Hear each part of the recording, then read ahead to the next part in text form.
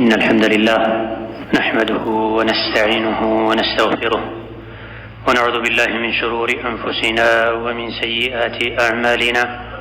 من يهده الله فلا مضل له ومن يضلل فلا هادي له، وأشهد أن لا إله إلا الله وحده لا شريك له، وأشهد أن محمدا عبده ورسوله. يا أيها الذين آمنوا اتقوا الله حق تقاته ولا تموتن إلا وأنتم مسلمون. يا أيها الناس اتقوا ربكم الذي خلقكم من نفس واحدة وخلق منها زوجها وبث منهما رجالا كثيرا ونساء واتقوا الله الذي تساءلون به والأرحام إن الله كان عليكم رقيبا. يا أيها الذين آمنوا اتقوا الله وقولوا قولا سديدا يصلح لكم أعمالكم ويغفر لكم ذنوبكم، ومن يطع الله ورسوله فقد فاز فوزا عظيما.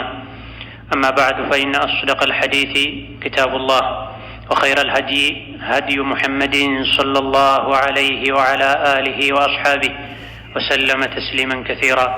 وشر الأمور محدثاتها، فإن كل محدثة بدعة وكل بدعة ضلالة. فأوصيكم ونفسي بتقوى الله يا عباد الله، فاتقوا الله تعالى حق التقوى.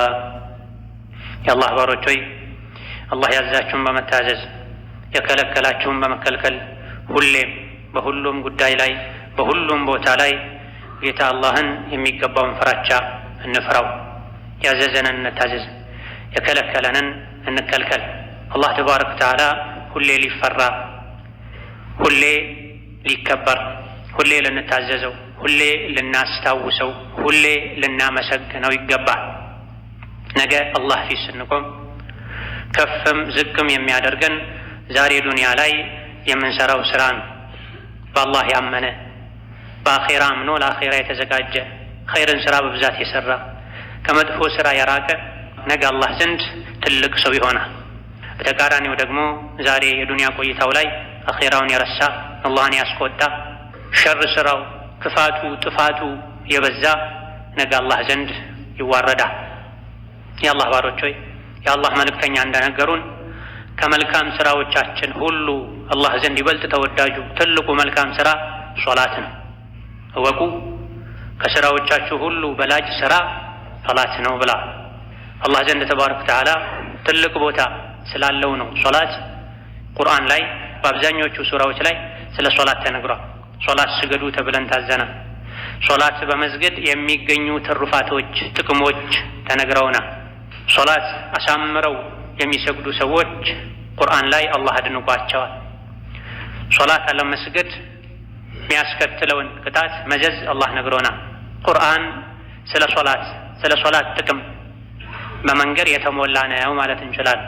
በዚህ ልክ ስለ ሶላት ቁርአን ላይ የተነገረው ለምንድን ነው? አላህ ተባረከ ወተዓላ ደጋግሞ ሶላትን ቁርአን ላይ ያወሳው ለምንድን ነው? የሶላትን ደረጃ ለመግለጽ ነው። የሶላትን አላህ ዘንድ ያለውን ቦታ ለማሳወቅ ነው። አላህ የሚወደውን ነገር ነው ደግሞ ደጋግሞ መጽሐፉ ላይ ቁርአኑ ላይ የሚያነሳው። በዚህ ልክ አላህ ዘንድ የላቀ ስፍራ ደረጃ ያለውን ሶላት ነቢዩ ዓለይሂ ሰላቱ ወሰላም ከስራዎቻችሁ ሁሉ ይበልጥ ተወዳጁ ስራ አላህ ዘንድ ሶላት ነው ያሉለትን ሶላት ብዙዎቻችን በአፈጻጸም ጉድለት በስህተት ብዛት ምክንያት ተወዳጅና መልካም ስራ የተባለውን መጥፎ ስራ እንዲመስል ያደረግነው ነው። ሶላት ላይ የሚቀልዱ ሰዎችን እናያለን። ሶላት ላይ የሚጫወቱ ሰዎችን እናያለን። ሶላትን የሚያበላሹ ሰዎችን እናያለን። فخلف من بعدهم خلف أضاعوا الصلاة واتبعوا الشهوات فسوف يلقون غيا ተብሏል። አላህ ዘንድ በጣም መልካሙ ተወዳጁ ስራ ሶላት በአፈጻጸም ጉድለት ክፍተት ምክንያት መጥፎ ስራ ሊሆን ይችላል። በዲን ማሾፍ መሳለቅ ሊሆን ይችላል። ነቢያችን ዓለይሂ ሰላቱ ወሰላም ቡኻሪ ሌሎችም የዘገቡት ሐዲስ ሶሉ ከማ ረአይቱሙኒ ኡሰሊ ብለዋል። እኔ ስሰግድ እንዳያችሁት ስገዱ ብለዋል። እንዴት ነበር ነቢዩ ዓለይሂ ሰላቱ ወሰላም የሚሰግዱት? ሐዲስ ላይ ተነግሯል። ፊቅህ ላይ ተነግሯል። የነቢዩን ዓለይሂ ሰላቱ ወሰላም አሰጋገድ በአካል ያዩ ሰሐቦቻቸው ለማስተማር ብሎ የእሳቸውን አሰጋገድ ለትውልድ ለማሸጋገር ተነስተው ቆመው ሰግደዋል። እንዲህ ነበር ነብዩ የሚሰግዱት ብለው በተግባር አሳይተዋል። ከዛ በኋላ የሐዲስ ሊቃውንት የፊቅህ ሊቃውንት ተማሪዎቻቸውን ተከታዮቻቸውን ካለፉት የተረከቡትን በተግባር አሰጋገድን አሳይተዋል። ከጊዜ በኋላ ግን ሶላት ማለት ምን ማለት እንደሆነ የማያውቅ ደረጃውን ክብሩን ያልተረዳ ሰጋጅ በዝቶ እንዲሁ የአካል እንቅስቃሴ ብቻ ሆኗል። የአካል እንቅስቃሴው ራሱ አያምርም፣ ያሳፍራል፣ ያሳዝናል። ሶላት ጨዋታ ሆኗል። ኢዳ አላህ ዘንድ ውድ የተባለውን ሶላት በአፈዛዘም ጉድለት ምክንያት ልናበላሸው አይገባም። ሶላት አላህን የመታዘዝ ምልክት ነው። የአላህን እዝነት የምናገኝበት ነው። ከቁጣው ምንድንበት ነው። ጌታ አላህ በተከበረው ቃሉ ወአቂሙ ሶላተ ወአቱ ዘካተ ወአጢዑ ረሱለ ለዐለኩም ቱርሐሙን ብሎን ሶላትን ቀጥ አድርጋችሁ በታዘዛችሁት መሰረት አሟልታችሁ አሳምራችሁ ስገዱ፣ ዘካ ስጡ፣ መልእክተኛውንም ታዘዙ። ይሄን ያደረጋችሁ እንደሆነ ለዐለኩም ቱርሐሙን የአላህን እዝነት እንደምታገኙ ተስፋ ይደረግላችኋል ይላል አላህ ተባረከ ወተዓላ። እንደው የአላህን እዝነት የምናገኝበት ተስፋ የተስተካከለ ሶላት መስገድ ነው ማለት ነው። ዘካን መስጠት፣ ነቢይን ዓለይሂ ሰላቱ ወሰላም መታዘዝ ነው። በምንድን ነው ነቢይን የምንታዘዘው? በሁሉም ነገር። አንዱ ሶላት፣ እኔ ሲሰግድ እንዳያችሁት ስገዱ ብለዋል። እንዴት ነበረ ነቢዩ ዓለይሂ ሰላቱ ወሰላም የሚሰግዱት ብሎ ጠይቆ በዛ መሰረት ለመስገድ መጣር ነው።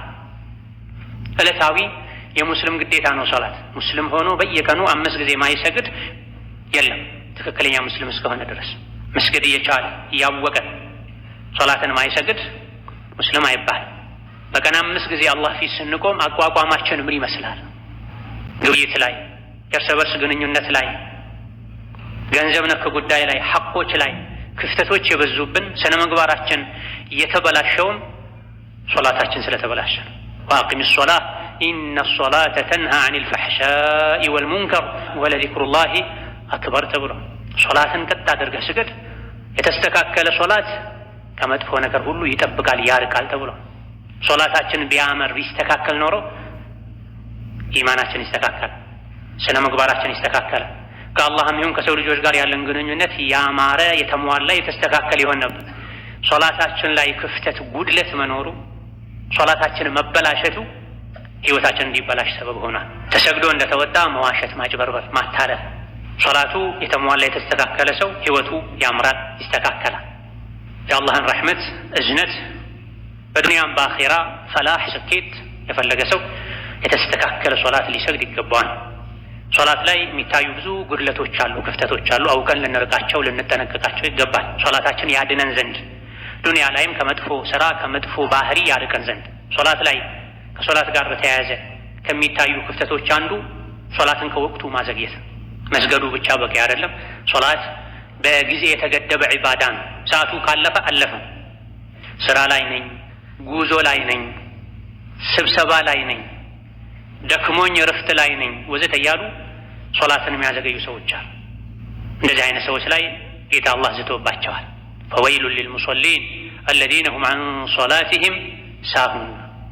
ወዮላቸው ለእነዚያ ሰጋጆች ሌተኞቹ ሶላታቸውን ቸላ ለሚሉ፣ ሶላታቸው ላይ ለሚዘናጉ፣ ሰግደውም ወዮላቸው እየተባሉ ለምን? ሶላትን ቸላ በማለታቸው ምክንያት። ሶላት ላይ ቸልተኝነት እንዳለ ከሚያሳዩ ነገሮች አንዱ የሶላት ወቅት እንደደረሰ ብድግ ብሎ አለመስገድ ነው። ትንሽ ቆይቼ እሰግዳለሁ፣ እቺን ልጨርሳትና እቺን ላድርሳትና ያሉ ማዘግየት የሶላቱ ወቅት እንዲወጣ ሰበብ ይሆናል። አዳን የሶላት ጥሪ የአላህ ጥሪ ነው። አዳን አለ ወደ መስጂድ ሄዶ መስገድ፣ ወዲያውኑ ለጥሪው መልስ መስጠት። ዑዝር ኖሮት መስጂድ ሄዶ መስገድ የማይችል ሰውም አዳን እንደሰማ የያዘውን ነገር ጥሎ ወደ ሶላት መሄድ አለበት። የሚሻለው ይሄ ምንም እንኳ የሶላት ወቅት ሰፊ ነው ቢባልም አንዳንዶቹ ጠባብ ከመሆኑ ጋር በወቅቱ ወዲያው ተነስቶ አለመስገድ ለሶላት ያለን ክብር የቀነሰ እንዲሄድ ያደርጋል። አዳን እንደሰሙ ደጋግ ቀደምቶች የያዙትን ስራ ወዲያውኑ መተውን ከመልመዳቸው የመጣ እንጨት የሚፈልጡ የሚቆርጡ ያነሱትን መልሰው አያሳርፉትም ነው። ያነሱትን እንኳ ጉልበቴ ባክኗል አንዴ አንስቼዋለሁ መጣሌ ማስቀመጥ አይቀርም ጉልበቴን ልጠቀምበት ብለው እንኳ አያሳርፉም ነበር። አዳን አለ እዛው ያነሱትን ወደ ጎን አስቀምጠው ወደ ሶላት ነበር የሚሄዱት። ዛፍ ላይ ወጥተው ምርትን እሸትን የቆረጡ እንኳ አዳን ከሰሙ የያዝኩትን ልጨርስና ልምላውና መልቀሚያውን ቅርጫቱን አይሉም ነበር። አዳን ሰሙ ወዲያው ነበር ትተውት የሚወርዱት። በዚህ መልኩ ሶላትን ስናከብር ሶላት አላህ ዘንድ ያስከበረናል። ዱንያ ላይ ትክክለኛ ሙስሊም ታዛዥ ያደርገናል። ሶላት በጊዜ የተገደበ ዒባዳ ነው። ኢነ ሶላተ ካነት ዐለል ሙእሚኒነ ኪታበን መውቁታ። ሶላት ሙእሚኖች ላይ በጊዜ የተገደበ ግዴታ ነው ይላል። በጊዜ የተገደበ ግዴታ፣ ጊዜው ካለፈ አይጠቅምም፣ ሊያስጠይቅ ሁሉ ይችላል። ከአላህ ጋር ያለንን ቀጠሮ ልናከብር ይገባናል።